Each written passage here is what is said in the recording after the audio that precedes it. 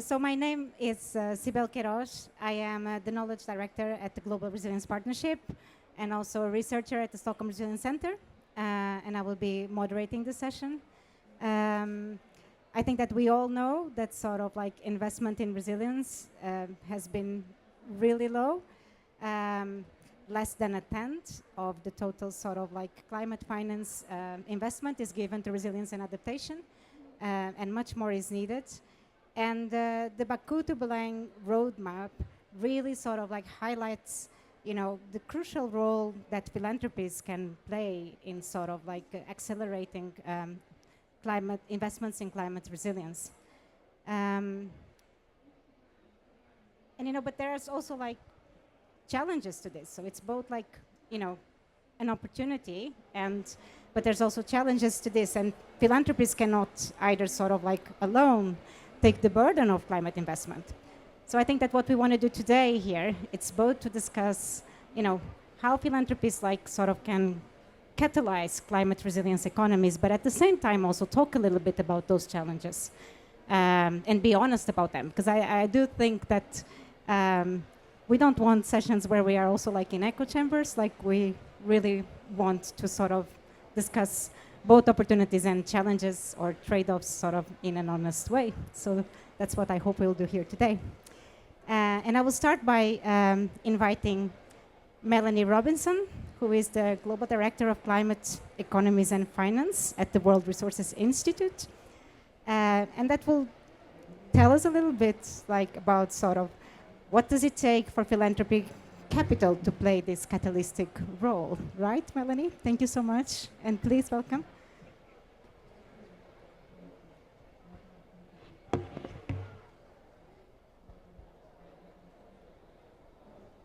It's lovely, I have cool knees, but tell me if there's a risk.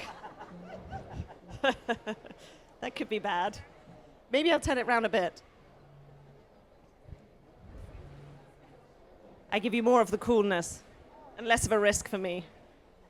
Very good. So wonderful to see you. And what a perfect environment for us to worry about the impacts of climate change and how it affects humans as we sit here getting hotter and sweatier. Thank you for the introduction and thank you for this session. So yes, I'm responsible for climate economics, finance and equity at the World Resources Institute. And in my team, we do have adaptation and resilience as one of our areas.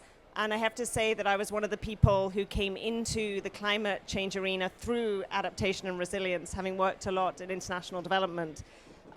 So I started working on this issue in 2006, which makes me seem incredibly old. And you start to wonder, if we haven't fixed it now, what have I been doing with everyone? So what I wanted to do was start by saying what I think it takes to build climate resilient economies, and then second to say what I think philanthropy's role is in that. So we locate ourselves first. So I think we are at a pivot point in terms of what we're doing on adaptation and resilience. And I think there are three shifts we all have to make. First, we have to move away from treating adaptation as a silo, almost as a sector, and doing small scale, short-term projects. And we have to shift to doing and supporting countries in country-led transformations of their economy and transformations of the key human systems that are fundamental to resilience: food, land and water, cities, infrastructure, health. You're all familiar with them. So we really need to take this system change approach. And what does that mean? It's good that countries have got NAPs, National Adaptation Plans, but these are generally developed in the ministries of environment, which, for whatever we wish, are not the most powerful ministries in every government, and they aren't driving the decisions around the direction of the economy. So we need to move adaptation resilience into the decision-making of ministries of finance, planning, and the key sector ministries. I've just been hearing from the Ministry of Finance in Uganda, who's described what they're doing, and this is the kind of way that I think we need to work if we're to do this transformational shift. In Uganda, what they're doing is they're looking at what are the macro critical risks that they face in Uganda. What are the risks from climate that really matter to their economy? And then they're having a look at okay, what are the most important policy reforms and investments we can make to really tackle those risks? And they're working with the sector ministries to drive forward those policy, regulatory, and investment reforms. And I mentioned policy and regulation because they will tell you, every government will tell you, actually, land zoning, building codes, insurance regulations, these can be some of the most important things you can do to drive a more resilient economy. But then, yes, also the investment. We also heard from Denmark earlier this morning who said, we're not doing what Uganda's doing. So this is not a question for the developing world. This is a question for every single country. How do you bring resilience and mainstream it into the core of economic and development planning and sectoral planning in the way I've just described? Second, we have to go from a technocratic and hard infrastructure related approach to adaptation resilience to a people-centered approach. And I would say that in the adaptation resilience world, we have been better at that than the mitigation world. The mitigation world loves to have a line and how we're going to get there and what technology we're going to deploy. In adaptation resilience, we've always been more people-centered because the impacts of climate are so human. And yet, we haven't taken a whole-of-society approach. So when we're thinking about what the Ministry of Finance was discussing that they're doing in Uganda, how do we do that in a way that's a very inclusive process, that people are involved in that decision making? I also want to draw on an intervention this morning from an advisor to Vanuatu who talked about, this isn't just about the Ministry of Finance working out top down and making sure that it's inclusive and there are stakeholders. In Vanuatu, they've had this incredibly bottom-up process looking at communities' biggest risks and opportunities from climate and their priorities and building up from that. So thinking about locally led adaptation, but in a way which is very integrated into decentralized policy making and building plans bottom up and looking at very people-centered policies and approaches. And the third shift I would suggest that we need is to shift from the very strong focus we've had, especially in processes like the UNFCCC, the very strong focus we've had on international public finance, and particularly on some quite narrow adaptation finance funds under the UNFCCC, which are important, but they are small. And to look at the whole financial system. If we're really going to make progress on building resilient economies, we need to be looking at all public and private, domestic and international finance, and how that is driving resilient investments and investments in adaptation. And the latest innovation here, which I think is really going to make a difference, is country platforms. And I was at a dinner 2 nights ago with Rwanda. The Rwandan government, who's been working on this for about 10 years, it's not a new thing for them. They've been taking this programmatic approach to investing in resilience and saying where our policy and investment priorities. And then around those investment priorities, how do we make the policy reforms to unlock private finance? How do we use scarce concessional finance in a very catalytic way to unlock the rest of the capital stack? And they're now working on how in sustainable land management they get that investable pipeline and they put finance together, including with private finance, in a programmatic way, in what these days is called a country platform. But as I say, they'll be launching it as a country platform this week, but they've been working on in this way for about 10 years. And this is how we can now see finance coming together at the country level. And this is also exposing questions about how we unlock finance on the supply side and what are some of the systemic changes that we can make. For example, to set debt sustainability analysis, to credit rating agencies, to the way prudential regulation works. These do not take account of investments in resilience to say, okay, your risk is now lower. And we need to see some of those supply side shifts as well. So thinking about the whole financial system. So my argument is 3 shifts to go from short-term, small-scale, siloed projects to economic transformation, to go from somewhat technocratic and sometimes infrastructure-based approach to a people-centered approach, and to go from narrowly looking at international public climate finance, looking at how the whole financial system works as a system is orchestrated to support resilient growth and development.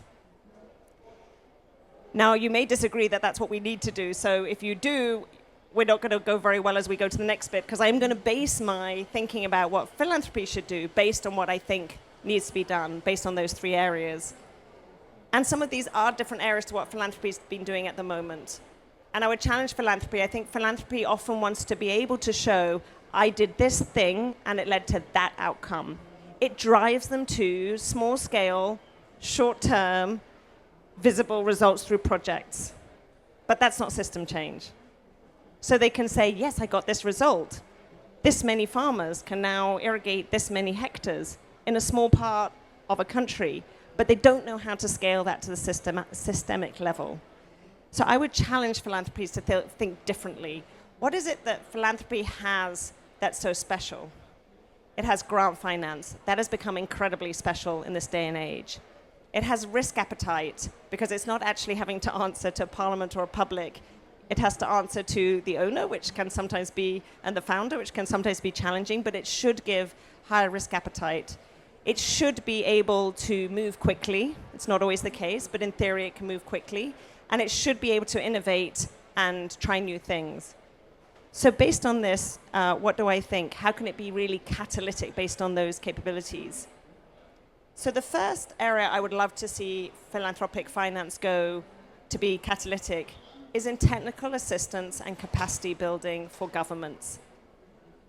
I've put stress on the fact that governments need to be able to do what Uganda's doing, which is to really understand the climate risks, understand what's macro-critical, look at what the investment priorities are, really work that through and with policy reforms. That is hard. There's literally no country in the world that is doing that successfully, Uganda being one of the best, and Bangladesh and Barbados, and there are others. But it is incredibly complex to do this. And so having finance that you can provide to a country, not on a short-term basis, not fly in, fly out technical assistance from abroad, but providing some capability in country over the long term to support countries to do this could be game-changing.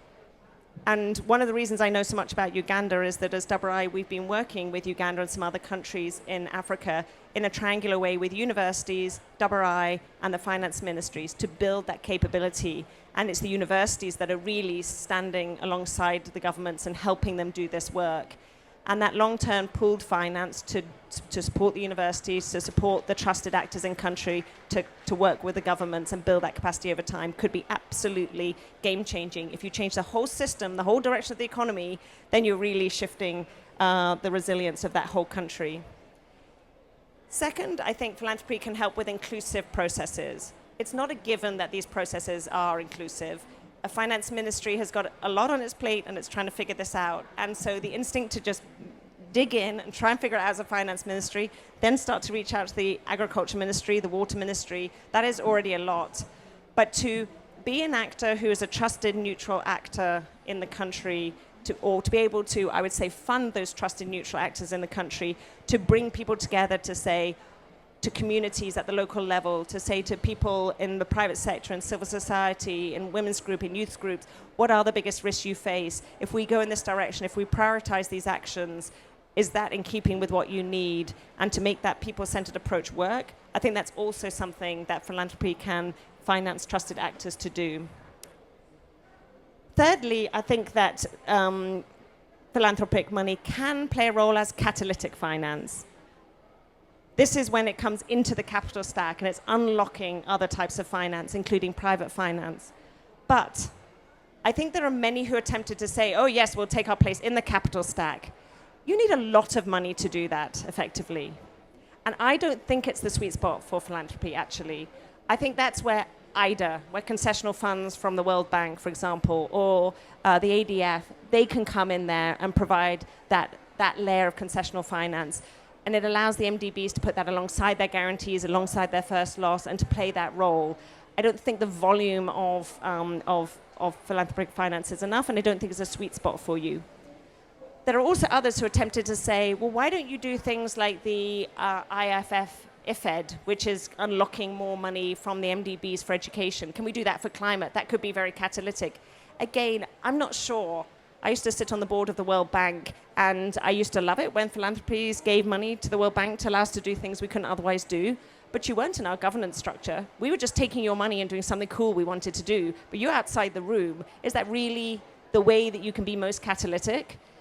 So here, I would actually encourage philanthropy to really look at startups and SMEs.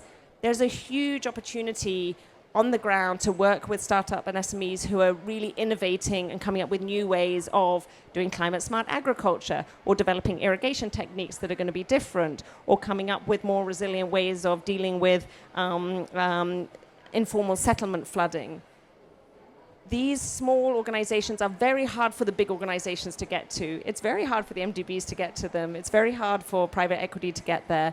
And we need to make sure that these kind of organizations aren't only getting grant finance, they should also have returnable finance. But within the structure, you need grant finance to make that capital a bit more patient and bring down the cost. And you need early stage equity. And here, philanthropy could also play a role. And then finally, my final ask of philanthropy is solving wicked problems. So when you look at all the problems that countries have got with building resilient economies, there are often issues that sit above the country level. And I don't know about you, but I have sat in a lot of round tables in the last few years, hearing the same issues come up again and again and again, which are systemic issues that sit above the country that they want solved. These are things like access to usable data, not just data on climate risk, but usable data, flood risk mapping for the city, or the kind of data the finance ministry needs to see where the biggest macro critical risks are. And I don't want to go to another round table and hear that that's a problem.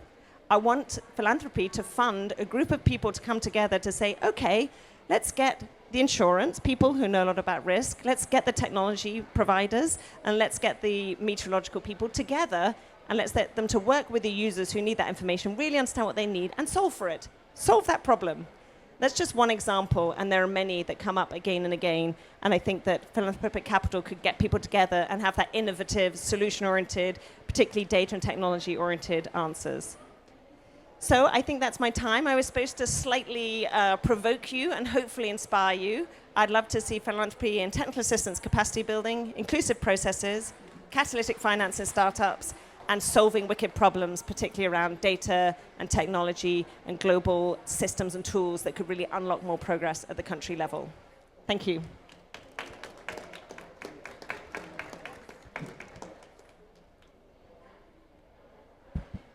Thank you, Melanie. I think it was a very insightful and also a bit provocative talk. And we will see also some reactions from the panel to that. But now I would like to invite our panel up, please. Our 5 panelists, sorry. And so we have Matt Eldridge, who is an advisor on climate finance at the Gates Foundation. We have Paula Quintas, who is sorry, Paula. I can present. Can you present yourself? Because I actually forgot to put you. I am the Vice President of Collective Intelligence at the BMW Foundation. Thank you, and I'm so sorry that I missed you on my notes. And we have Francis Bouchard, who is a Managing Director for Climate at Marsh & McLennan. And then Wendy Broggett, who is a Global Director at Future Earth. So welcome, all of you. I think that we got a lot of thoughts from Melanie that we can sort of like discuss a little bit in the panel. But maybe I will sit with you. And I wanted to...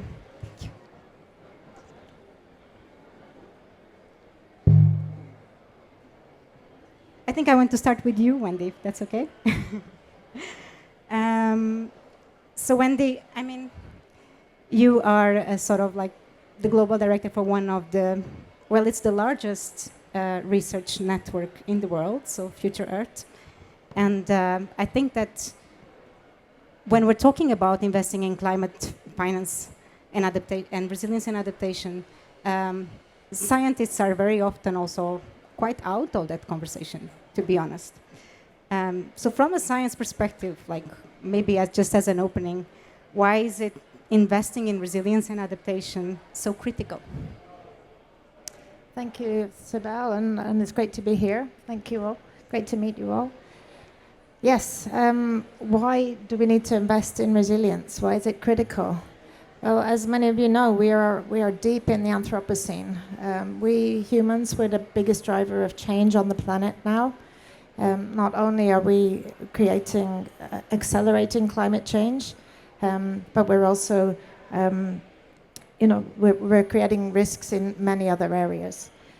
So every year, Future Earth, along with partners, produces the 10 new insights in climate science to give a distilled update of what's the latest science. And 3 of our insights this year are very much about this accelerating risk. So firstly, global warming is at its record levels, and those levels of heating are not completely explained by our scientific understanding. So our scientists are really worried that the resilience of the Earth system is being eroded, and that we're getting that acceleration of global temperatures. So that's the first. The second is that ocean warming is also increasing at incredible rates. That's also accelerating, and these marine heat waves are resulting in much more extreme hurricanes, extreme events, and also causing great damage to ocean ecosystems. And then a third issue related to resilience is that the carbon absorption capacity of our land systems, our biosphere, is weakening. Another sign of weakening resilience of the Earth system. So news is not good. If we think beyond the climate system, the safe operating system of planet Earth, defined by the planetary boundaries, we've now crossed 7 of the 9 boundaries. These are boundaries that define the important life support system for life on Earth. So again, very worrying. And that's one of the reasons that we got together with partners to write this science report, the Resilience Must Knows, what policymakers need to know about resilience. And the first must know is that that resilience is essential for navigating these accelerated risks in the Anthropocene. So I'd say that's the number 1, why we need to invest in resilience. Number 2, which is number 3 in these must-knows, is that investing in resilience today reduces costs tomorrow. So, we really need to be thinking ahead, and we need to think differently about that kind of financial returns. Think differently about the return on investment, to go beyond thinking about finance truly in economic terms, but also to think about built capital, social capital, and natural capital. That we're really thinking about what are we investing in, and we're not always seeing those in financial terms. And then thirdly, we need to think about diversity in people, diversity in perspectives, diversity in approaches, and I would add diversity in investments creates resilient investments. So just starting snippets. Thanks a lot. Thank you so much, Wendy. I think that your points also come back a bit to Melanie's points, that sort of like resilience is not just a problem of the environmental ministry. It's actually like at the very core of our economies. Like if we don't address it now, like costs will be so much higher. So I think those comes nicely together. I would like to start like maybe with a question for the 3 panelists, starting maybe with you, Paula. That's okay. So sort of, thinking also a bit of some of the provocative questions that Melanie sort of like had in her opening. Can philanthropic capital really play that game-changing and catalytic role? And if so, like how? Or can you give an example of sort of like ways to get there, or what you think are the best approaches?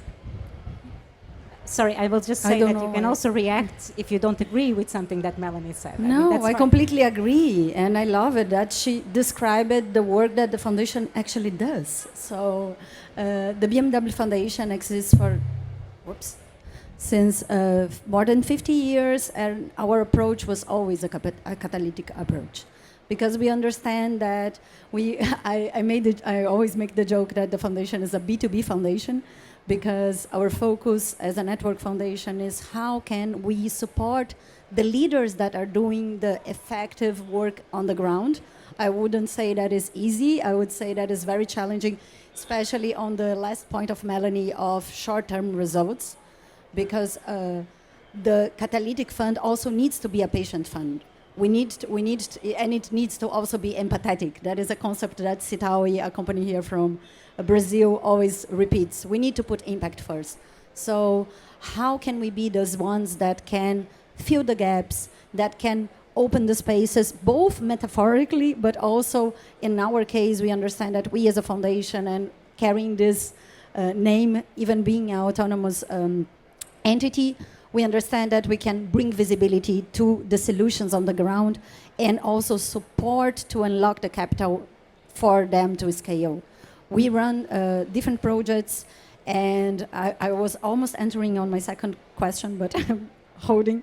But we understand that exactly the role that the foundation can play and the other foundations can play, and that's why we always understand that it's not only about how we can do things, but also how can we set the example that foundations are on this privileged position to take more risks than others. So this is how I think that we all should be position ourselves when we can do it.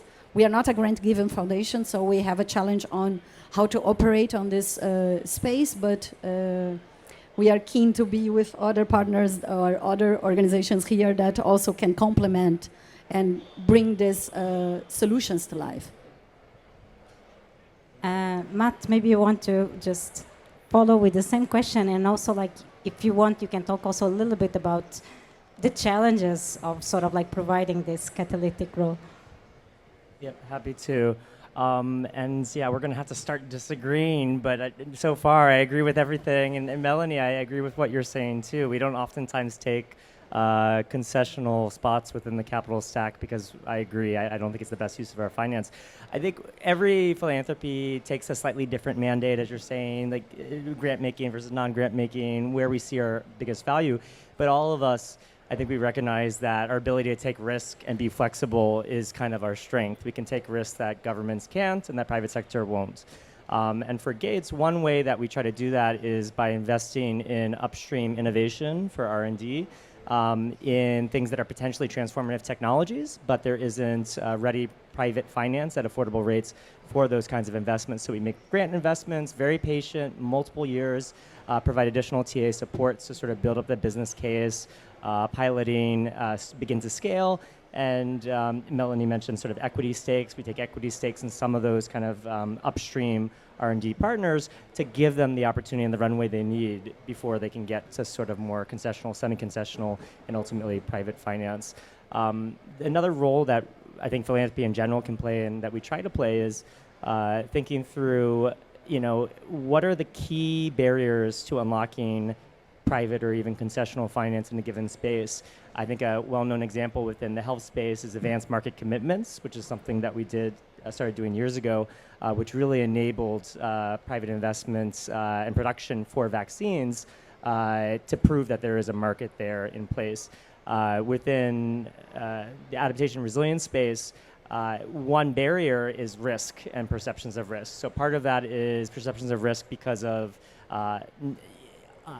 unequal access to data on hyperlocal climate risks. Another is that a lot of the innovations, a lot of technologies are new and they're not tested. And so if we're able to address some of those risks, demonstrate there's business models, demonstrate what the actual climate risk is in a given place, that helps address some of the risk premium that's there because of the uncertainty. So in Rwanda, that's exactly what we did. We provide access for commercial banks to integrate some of that climate data into their decision making, and also provided blueprints on a few different resilient ag innovations so that it could demonstrate what those actual pathways to profitability could be for those kinds of investments, repayment period, et cetera. In terms of challenges, yeah, I mean, I feel like for philanthropy, even at Gates, where we have, you know, $8 to $10 billion a year in charitable funds going out, we're small relative to the giant need, and we're in multiple places. And so I think, Melanie, the challenge that you posed in your opening remarks of thinking through sort of systemic changes and how are you part of that, I think that's definitely the objective, but I think we sometimes struggle with our little amount. How can we really be catalytic to push this much bigger boulder, considering we're all working in different countries? There's definitely overlap, obviously, but it's challenging, and a lot of the partners, we don't always talk great to each other, and we don't talk great always to the MDBs or to governments or to national development banks, other partners. And to get that systemic change, especially in larger markets like Nigeria or Ethiopia, you really need to work together. So I think that's one of the challenges that I'd love to see if we could maybe make some progress on. Thank you so much. I think that's a very important challenge. Francis, any thoughts about this question as well? Is this, yeah. Thank you very much. And I think I'm here as kind of the implementation partner. I don't represent a philanthropy, but we work closely with them. One part of my introduction that I didn't mention was I chaired the board of a resilience nonprofit in the U.S. called SBP for 10 years. And we relied heavily on foundations to grow our capabilities, allow us to put more fellows into communities that need it, share our intelligence and capabilities, do other things. But that's kind of business as usual. You know, you ask for money, you get it, you do good things. Where we are, and I agree completely, is we need to be looking at system level change. And as a representative perhaps of the insurance sector, and I think insurance has been mentioned once or twice here today and other days in these meetings, because as we start to understand the risk better, I think there's a growing understanding that the insurance sector has a critical role to play. I'd say that there are 4 ways I would urge philanthropies to think about working with insurers. The first one is to really focus on market failures, things we cannot do. And I'll give you one example. There's always this complaint that to build to a higher resilience standard is too expensive, or who's going to pay for it. So there's actually, coming out of the California wildfires, an effort called the Los Angeles Delta Fund to amass both philanthropic and return-bearing capital to pay the difference between what insurance proceeds will pay and what it costs to get to a higher resilience level. If we're successful, we'll have 12,000 homes in a community in one of the most beautiful places on the planet where you can actually live and not fear for your life every day from a wildfire, because the communities and the homes will be rebuilt in a way that can withstand that.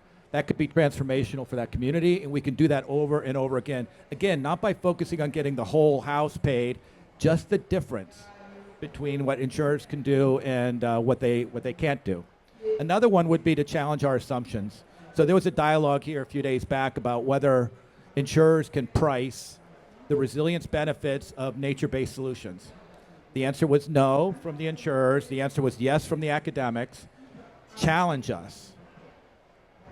That, if we could crack that nut and we could find a way to monetize the resilience benefits of nature-based solutions, the private sector would take it over and turn it into a business. And you'd have wetland restoration up and down the Mississippi, up and down watersheds all across the world, because the private sector would be able to fund it because we're grabbing the resilience benefits of it.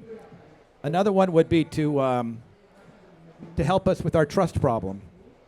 A lot of communities, particularly lower income communities, don't really trust the insurance sector because they've never really benefited from the insurance mechanism. So we need community partners that can go in there and help explain what the insurance sector does and what it does not do, and to understand better what that community needs, rather than showing up at the door, knocking on the mayor's office and saying, hey, I've got an expensive parametric to sell you, can I have the money? So we need help doing that. And then the last one I'd say is the scaling effect. You know, you can be a distribution platform for the best and brightest ideas that come out of the risk assessment and risk management space. And we need partners to do that, because our distribution platforms, of which I work for one, you know, we don't get everywhere we need to be with these solutions. So that would be another area. All of these are system level kind of answers. So I agree completely with where Melanie was as well. Thank you so much, Francis. And so nice to see so much agreement also. Paula, We're about to disagree, don't worry. sorry? We're about to disagree. So. Okay, that's good. That's very necessary also, those discussions. Paula, I think I will come back to you. Maybe with a slightly provocative question as well. So, you know, some people say that kind of philanthropists were a bit late to the party in terms of, you know, investing in climate resilience. So my question to you is a bit, is this true, you think? And if so, why did you think it took so much time for philanthropists to start to investing on resilience? And does that have to do, is that somehow connected with sort of like knowledge gaps on how to enable systemic resilience, like, how to have that kind of systemic approach? Or are there other reasons or other challenges? Thank you. I think we all agree on the what.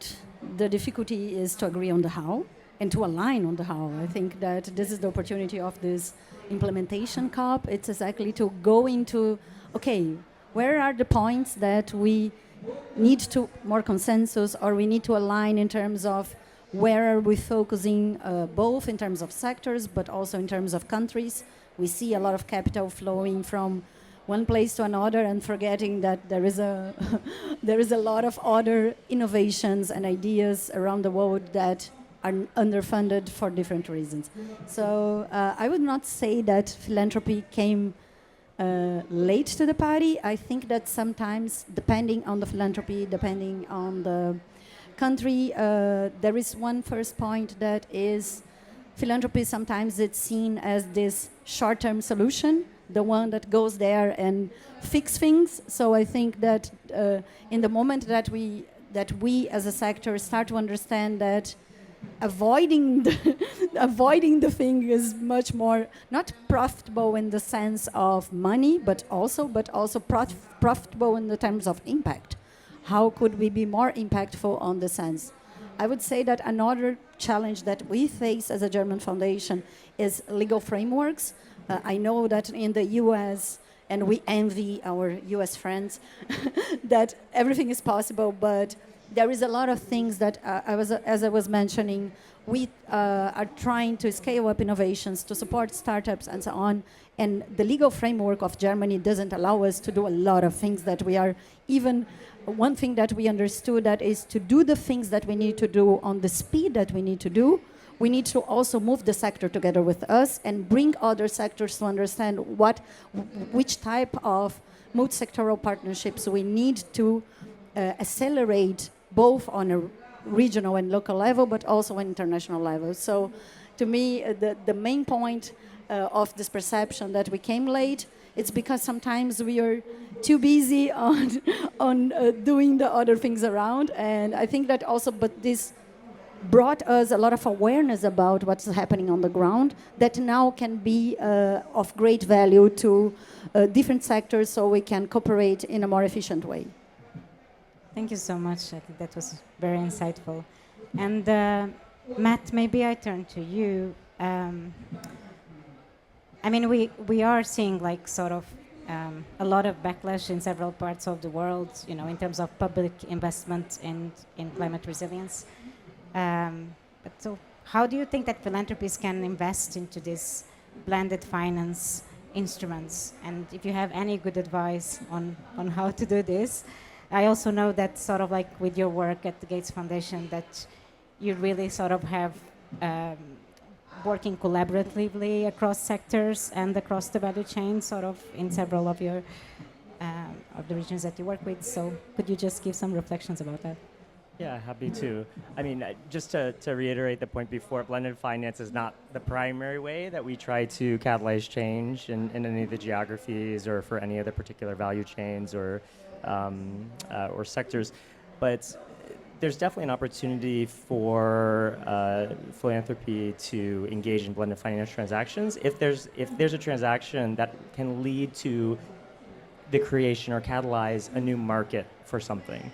So if we're looking in an instance and the market is ready there's some demands, the finance is not priced correctly because it's not clear there's a demand, so it has to be tested, or there's some technology risk that's still inherent in what we're trying to scale, then it makes sense for us to take maybe to blend into an instrument, even potentially in terms of grant financing for technical assistance, and to provide just that sort of that layer.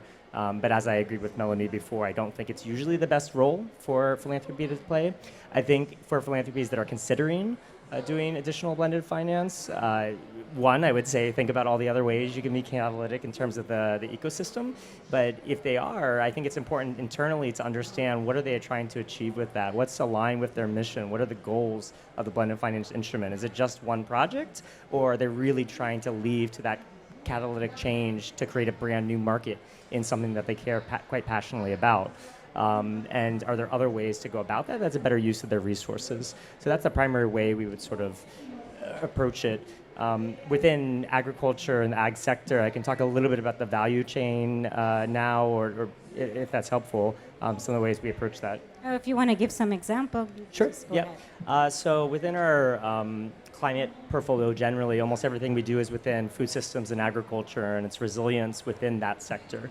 So we have a set of about 10 or 11 technologies we're calling big bets. These include things like biofertilizer, stress-resistant seeds, new irrigation solutions and techniques, new forms of feed and fodder for livestock that has less mitigation impact, as well as more sustainable, more affordable for farmers. So we have all these innovations, and for all of them, there is a huge amount of technology risk at the far upstream level. So we're working right now, as I said before, on the R&D and equity stakes, grant stakes in those companies. But throughout the entire value chain, you have financing needs on the supply side, the supply of the resource or of the product. So you have the producers that may need direct debt investments, which we can make, or we can work with partners like DFIs to make those. And then when you get down to the distributors and agro dealers, then you have needs around working capital, for instance. And for farmers themselves, a variety of different financing products may be appropriate, including insurance products or input credits. So we're trying to, for each of those products, understand what the actual financing need is along the value chain, how to sequence those financing. For some, you can make a upstream investment in the production. It'll be 2 years before that really needs to flow down to the end users. And then who are the right partners for that? So we talk a lot to the MDBs and the DFIs, and how can we blend our money more in terms of the grant for TA and supports for implementation for those. But that's kind of the approach we take within the ag sector. Okay, thank you. You want to also Can comment I on that? jump in there? Yeah, because people probably aren't familiar with this, but the insurance sector is very, very comfortable with stacked risk layers. It's what we've done for hundreds of years. So we're, in fact, if we could throw up a beautiful chart I made on my phone at lunchtime, you'll see that there are two main types of capital stacks the insurance industry already uses. And the point I'm going to try to make here, to cut to the chase, is philanthropy always thinks about concessional premium. That is not the most effective way to help the insurance industry take on a new risk, is to subsidize the premium. It's to look at where the pain points are. So, on this side, it's kind of an excess of loss, we call it. So it's, higher and higher and higher you get. You got to look at what the problem we're trying to solve. If it's a frequency problem, then that first dollar loss is going to be the most valuable, because that's what the insurer is most concerned about. If it's severity, like the size of a storm, it's going to be the cat cover up top. And if it's profitability, you probably don't want to do it anyways. But that's where they're going to need help, right around that break-even level. So understand what the insurer is holding the insurer back from being able to provide these products. The other form over here is you just take a slice along with others.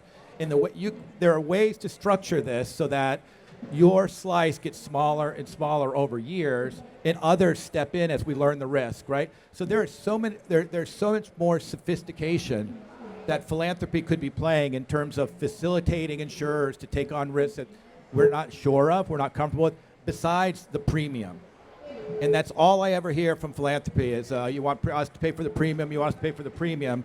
And the answer is, no, not necessarily. Why don't you come in at a risk level that the reinsurers won't provide, or that is too expensive?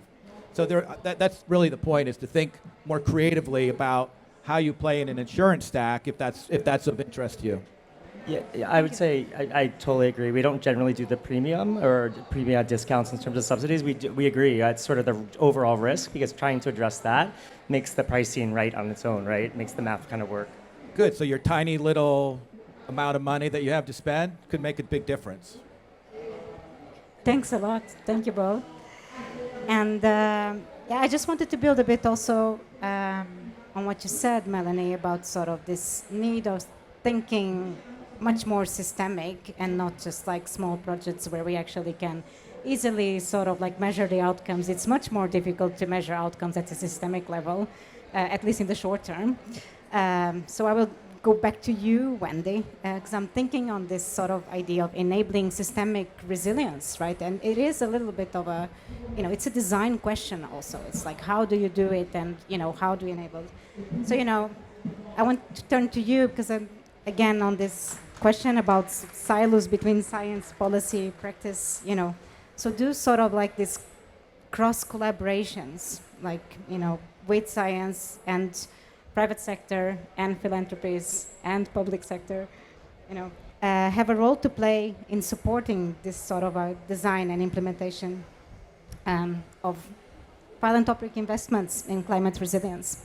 And you feel that sort of like another follow-up question is a bit if you feel that science is actually currently accessible, in a way that is relevant and that is useful, that is digestible for those that would need that guidance, maybe. Yeah, thanks for the question, Sibel. Well, there's an incredible amount of science out there, an incredible amount of knowledge, particularly around resilience, climate resilience, systems change. That is all published, peer-reviewed papers are published, but not necessarily super accessible. Some of these papers are behind firewalls, others are very technical. And I think one of the things that we pride ourselves in at Future Earth is trying to work on distilling the diversity of science that there is down into key messages and making science more accessible. And that's something we've done with the Global Resilience Partnership and Stockholm Resilience Centre to produce this Resilience Must-Knows. It was an incredibly fun collaborative process, and that process itself breaks down silos between scientists. But the other aspect beyond kind of publication and documenting is dialogue. And dialogue is extremely important in breaking down the silos between science and other communities. We also had a lot of fun testing the ideas in this report on in workshops with numerous stakeholders. I think something like 160 stakeholders were involved in these workshops giving us feedback. That's also capacity building and sharing of knowledge.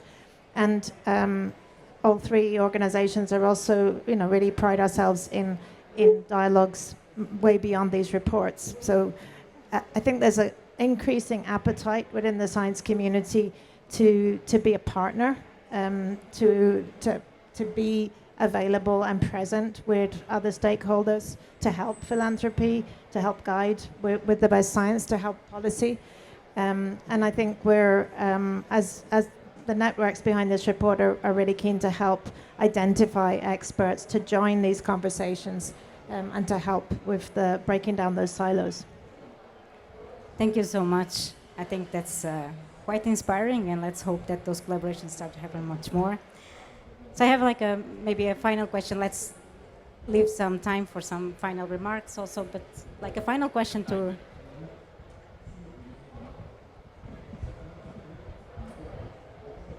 Can I go ahead? Yeah? They are just typing for me. So let's... yeah, but I think we can do a final question for all of you, and then we can see if someone else from the audience actually has a question. And the question would be, if we would imagine that if we would be here, in 2040, and how would you be collaborating with the finance ecosystem to catalyze these investments in climate resilience? Like, who would you be collaborating with? And maybe like just thinking on that vision, what would be the first step now, to get there? Shall we start with you, Paula? If that's okay. Otherwise, we can start in another order. Oh, I can start. I was just afraid that Matt would say that he disagrees with me again.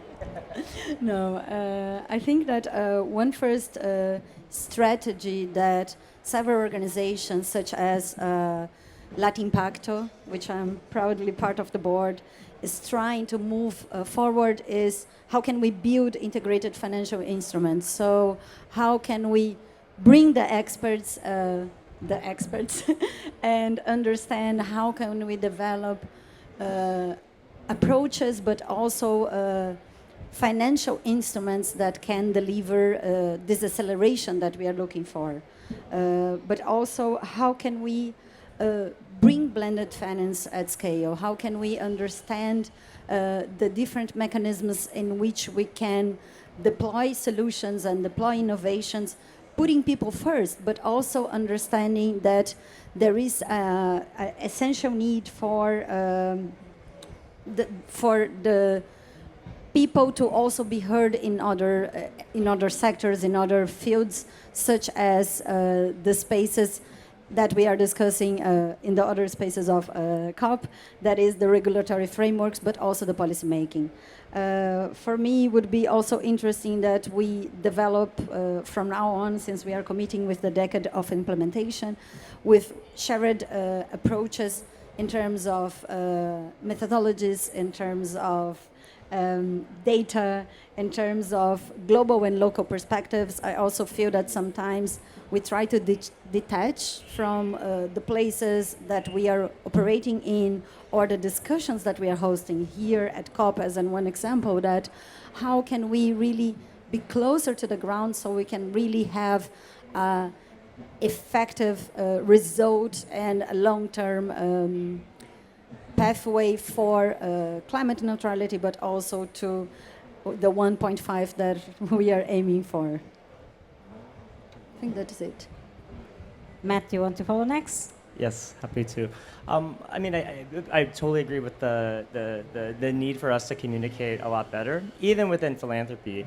There are efforts underway. Climate Works Foundation has a funders table, which has been really useful to get different philanthropies that are working on the same issues to come together, learn from what we're doing, what's successful, potentially co-invest when it makes sense, or at least share investments that maybe aren't a good fit for us, but we still believe are a transformative impact. That happens a lot because at Gates we have a very specific way of approaching things, but there are other projects that come across our desk that may not be a great fit and we can share with others. So I think that's one way I really hope we can keep moving down the path of collaboration and work more as a system. It feels great when it really does work. Like with Uganda, a bunch of different funders came together to provide support there, and it's certainly a great experience. I think another thing is by 2040, seeing philanthropies think maybe differently about how to use their catalytic capital. So the point of less maybe coming in on a first loss position in a capital stack if it's not necessary, and there are others that can take that, and thinking more about what are the things that those who can provide that first loss can't do, and that we could maybe do instead in the broader ecosystem. That being said, I would like to see more generally much greater use of guarantees. I think for a lot of the tech innovation, for instance, that's just one example, but there are many ways you can use guarantees. Tech innovation that we feel very confidently is effective. We have a lot of evidence for it, but it hasn't been tested at scale in place A. We could do a lot more with guarantees to really unlock capital, and from our perspective, the capital is not really fully at risk because we believe quite strongly in that and we work with those local partners. So I'd like to see a lot more of that.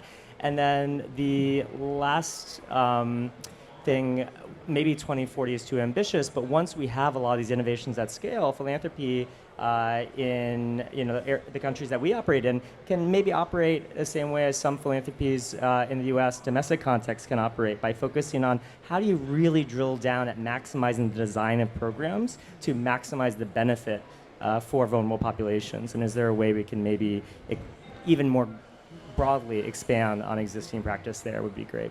Thanks. Thank you so much, Matt. Francis, last word. 150 years ago, the insurance industry was faced with this new technology called electricity. And yeah, it was a dangerous thing when we first saw it. So the insurance industry had a choice to either not underwrite and cover electricity, or to find a way to actually reduce the risk. We chose the latter, thank goodness, and we created something called Underwriters Laboratory. we started to issue standards on how electricity could be used safely. And guess what? There's electricity all around us. This would not have happened without the insurance industry. 50 years ago, we did the same thing with automobiles. We created a safety framework to allow big, fast automobiles to work on our roads, and we saved millions and millions of lives. Today, we need to do the same thing for climate risks. And what Marsh McLennan is doing about that is, in maybe 2 weeks, like I think the day after I get back from here, we're starting a dialogue with the entire housing value chain. So we're going to start with architects, developers, construction firms, contractors, real estate agents, lenders, painters, insurers, and others, and start talking again, like we did 150 years ago and like we did 50 years ago. What do each step in that housing value chain have to do to make these homes insurable? Because without everybody thinking in resilient fashion, and you bring it to the insurance industry at the end and have us be the only ones who think about it, we will not be able to finance this. There's not enough money in the world to do it. So we're going to try to bring everyone together in the value chain, reduce the risk, and make insurance affordable. Thank you so much. Wendy?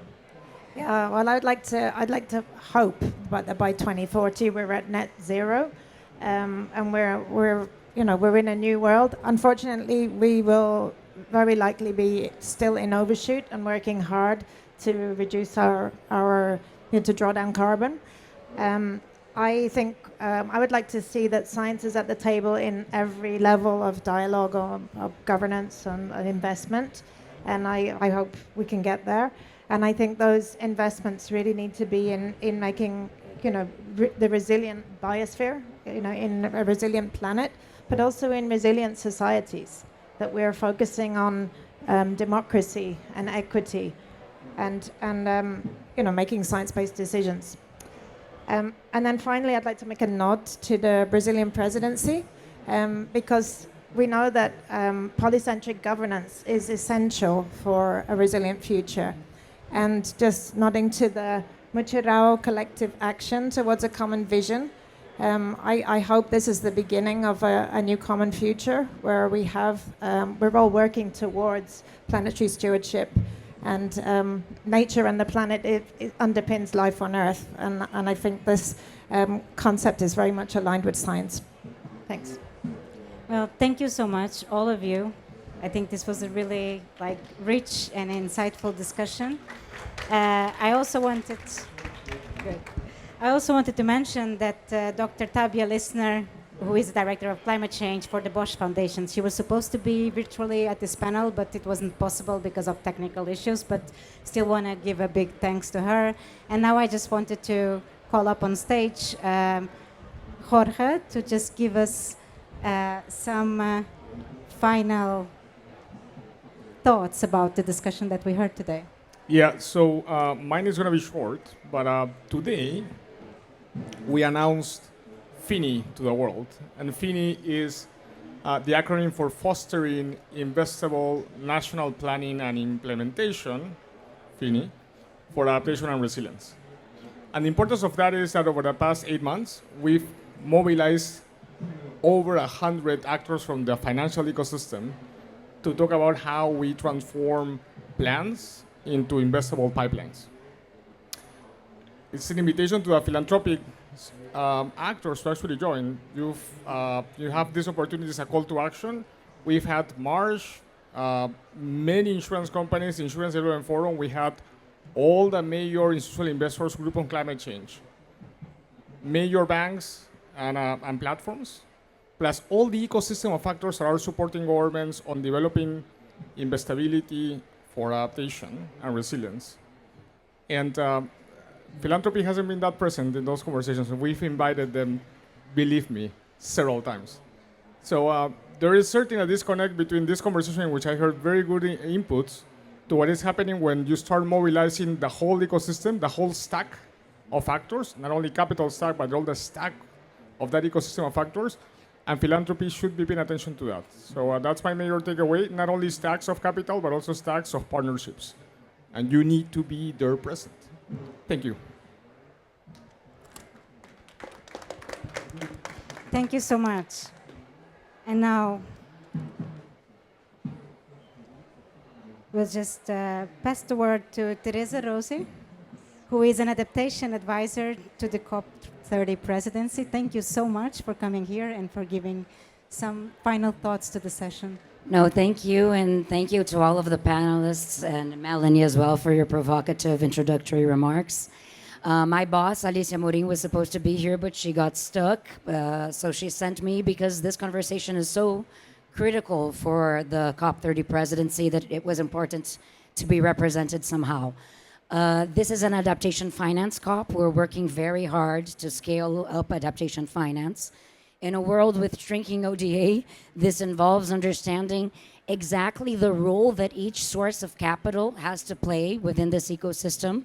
So it was very interesting to listen to your thoughts about how philanthropic capital can be more efficient or less efficient specifically, because we have to really pay attention to all of these details to make sure that philanthropic capital is catalytic. And going back to your points, Melanie, I think that philanthropic capital can be catalytic. Your point on the volume not being significant to actually compose the capital stock is a good point. But I think there are I'm not an economist, but there are other ways in which you can be catalytic. For instance, before joining the presidency, I worked for the Environmental Secretariat of the state of Pará. And I worked, among several things, in structuring their payment for environmental services program. And having, for instance, Gates Foundation or others sponsoring a part of that program means having your reputation, means having your weight behind the program. This is also catalytic. This also brings other actors to the table. So it's not just a matter of the capital stock. It's a matter of the multi-stakeholder coordination, which was also mentioned by you, Melanie, that we can actually mobilize and get behind these very innovative solutions. So I think this is a critical role. There are other ways of being catalytic. And one provocative thing that I wanted to say is, I think that there's also a point on capillarity, which was mentioned here. And I think that that philanthropies can be more capillary than other sources of funding, like MDBs, etc. But this means cutting out intermediaries. Since most philanthropies are global, they don't have the knowledge to operate in, for instance, with subnationals in Brazil. No big philanthropy is funding what Pará is doing, for instance. And there's a gap of information here. But you cannot, speaking from my heart, I don't think philanthropy should be funding consultancies or funding think tanks mostly. You have to go directly to the source, and you have to understand the needs that subnational governments, that communities are actually dealing with, and you have to cut off these intermediaries. Because one other point that I would like to make is about accountability and tracking of these financial flows.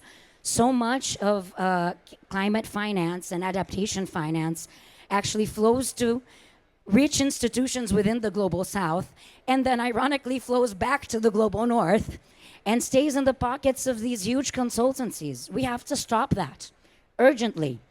Someone has to be able to actually talk to people on the ground, talk to subnational governments, talk to communities, get their demands, and get the financial flow directly to them without these intermediaries, and making sure that the capital isn't flowing back to the global north. So this to me is a really critical point. There are other points that were made here about how can you improve coordination between the philanthropies. This is something that I've been observing with a lot of optimism, the Climate Works Funders Table and others. But these are being very efficient in a couple of key sectors. So for instance, as COP30 presidency, we've observed that groups of philanthropies have been able to make ambitious announcements in agriculture, a lot led by Gates, and in health. But then other key sectors for resilience are being underfunded. You mentioned buildings, for instance, or resilient infrastructure. We have to think about how do we actually reach these other sectors that are not health and agriculture, where these investments are being concentrated. And I'd like to just end saying this is all about systems change. This was present in all of the major points that were made here. And there is a very interesting report that I encourage all of you to read called The Rise of the Adaptation Economy, which was put forth by Morphosis, which is an impact assessment slash think tank. And one of the points that Jennifer Blank from Morphosis makes that I think is very interesting is financing is an outcome, not a starting point. So we really have to think about how do we set up the enabling conditions, and this means thinking about policy, think about the demand side and not only the supply side, and really taking a holistic approach towards building new adaptation markets. And in this sense, the philanthropies do have a critical role to play. So thank you very much.